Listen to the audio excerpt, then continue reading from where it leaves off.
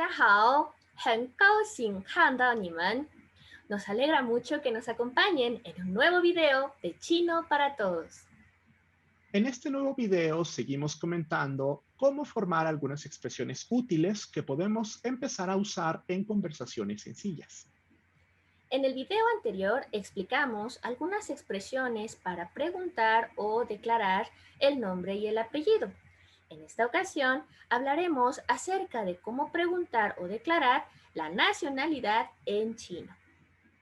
Para ello, comenzaremos, como ya es costumbre, con el apartado de construcción de palabras y frases necesarias, explicando cómo se forman los términos que corresponden a las nacionalidades en chino, es decir, el gentilicio que nos sirve para denotar la relación de una persona con un país, aunque veremos que también aplica a otros lugares geográficos, como ciudad, estado, provincia, etc. Lo primero será entonces recordar lo que ya hemos comentado sobre los nombres de los países en chino. Quizá recordarás que recientemente dedicamos un video a hablar justamente de los nombres de los países y también de los idiomas o lenguas que son justamente términos derivados de los nombres de los países.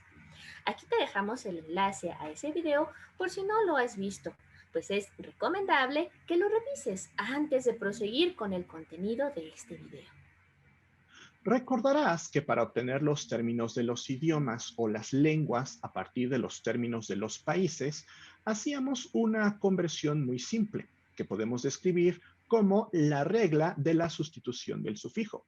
Pues partiendo de los términos de los países, teníamos que sustituir la terminación o sufijo de país, es decir, el carácter o, por el sufijo de lengua, es decir, el carácter yu.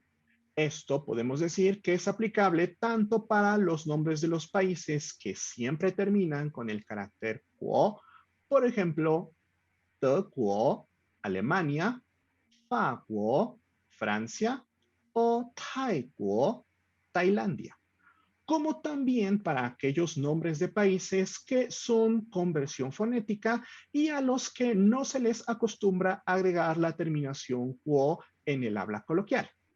Por ejemplo, España, España, Italia, Italia o 葡萄牙, Portugal. En el caso de los términos de las nacionalidades, también, desde luego, vamos a partir de los términos de los países, solo que en esta ocasión usaremos una regla diferente, pues no realizaremos una sustitución de sufijo, sino más bien la adición de uno nuevo. Pues nos quedaremos con el nombre completo del país y agregaremos en esta ocasión el carácter ren, que significa persona, a manera de un nuevo sufijo. Aquí podemos ver algunos ejemplos. Partiremos de los países Argentina, Argentina, Canadá, Canadá, Chile, Chile, Colombia, Colombia, Cuba, Cuba, México, Estados Unidos, México, México, China, China, Hangzhou, Corea del Sur y Japan, Japón. Agregamos el sustantivo ren de persona como si fuera un nuevo sufijo y entonces tenemos los correspondientes términos de nacionalidad. Argentinian, persona de nacionalidad argentina. Canadian, persona de Canadá. Chilean, persona de nacionalidad chilena. Colombian, persona colombiana. Cubaran, persona de Cuba. Mexican, persona de Estados Unidos. Mexican, persona de México. Chunguoren, persona de China. Hanguoren, persona coreana. Y Ripenen, persona de Japón. Bastante sencillo, ¿no es así? Bien, pues podemos hacerlo aún más interesante, ya que los términos resultantes de nacionalidad tienen de hecho también forma de frase según la gramática china. Es decir, una estructura de dos componentes, en donde podemos considerar al primer componente, es decir, el nombre del país, como el modificador adjetival y el segundo componente, es decir, el sustantivo persona, como el elemento central. Si no estás familiarizado con estos términos, te recomendamos que veas el video de Gramática parte 2, cuyo enlace está apareciendo ahora en pantalla. Ahora, ¿qué podemos lograr con ese razonamiento? Pues que si el segundo componente de la frase, es decir, el elemento central, es el sustantivo persona, bien podríamos reemplazarlo por otros sustantivos que también se refieran a personas para construir otras frases de nacionalidad, quizás un poco más específicas. Usemos, por ejemplo, ahora sustantivos como maestro, 老师, estudiante, 学生, o amigo, 朋友.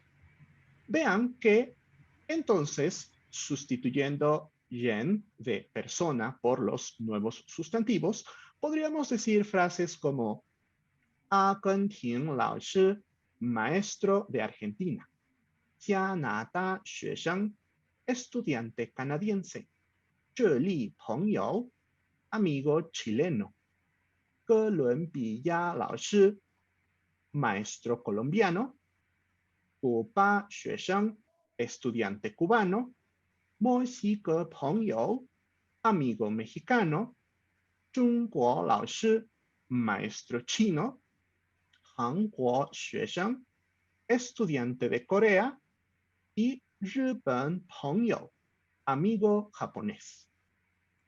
Por cierto, el mismo razonamiento aplicaría para hablar de la procedencia de los objetos, pero este tema lo abordaremos en un video posterior.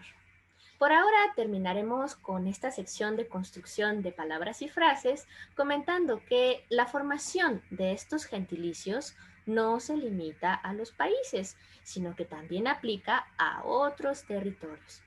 Tomemos como ejemplo los nombres en chino de algunas ciudades. Por ejemplo, Pekín, Beijing, Shanghái, Shanghai, Shenzhen, Shenzhen, Madrid, Madrid o París, París. Siguiendo el mismo orden, podríamos entonces construir frases como Beijing Ren, persona de Pekín. Shanghai Lao Shi, maestro shanghainés. Shenzhen Xuesheng, estudiante de Shenzhen. Madeli Ren, madrileño o persona de Madrid. Y Pali Pengyou, amigo parisino o amigo de París. Bien, finalmente terminaremos con dos palabras de las que no hemos hablado en videos anteriores, pero que son muy importantes y las necesitaremos conocer para preguntar y declarar la nacionalidad. La primera palabra es el que podríamos considerar el verbo más importante. Estamos hablando, por supuesto, del verbo ser. Su equivalente en chino es la palabra shi. Y vale la pena aclarar que a diferencia de lo que ocurre en inglés, este verbo solo se refiere a la condición de ser y no tiene nada que ver con el verbo estar, el cual, al igual que en español, será una palabra completamente diferente que veremos más adelante. La palabra que nos falta es otro pronombre interrogativo, pues hasta ahora solo hemos hablado de uno de ellos, 什么, que es un pronombre que nos permite preguntar por los objetos, por lo que lo consideramos equivalente a ¿qué? En el español. En esta ocasión debemos aprender otro pronombre interrogativo cuyo uso es muy similar al de 什么, pues también sirve para preguntar por objetos. Estamos hablando del carácter na, que podemos hacer equivalente al pronombre interrogativo ¿cuál? el uso del pronombre interrogativo na es muy similar al del pronombre interrogativo 什么, lo cual es bastante lógico, considerando que ambos sirven para preguntar por cosas, objetos o por atributos de estos. En la pregunta con 什么 usábamos la forma sujeto más verbo más 什么 y teníamos la posibilidad de agregar una categoría de objeto para hacerla más específica, es decir, sujeto más verbo más 什么 más objeto. En el caso de la pregunta con el pronombre interrogativo na, tenemos básicamente la misma forma, usando desde luego na en lugar de 什么, solo que esta vez la categoría del objeto no será opcional, sino que deberá indicarse siempre, con lo que nos quedará la estructura sujeto más verbo más na más objeto.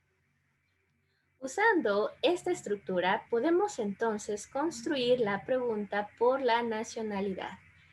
Como sujeto, podríamos emplear el pronombre personal, ni. El verbo que necesitamos será 是, es decir, el verbo ser, que acabamos de comentar hace un momento.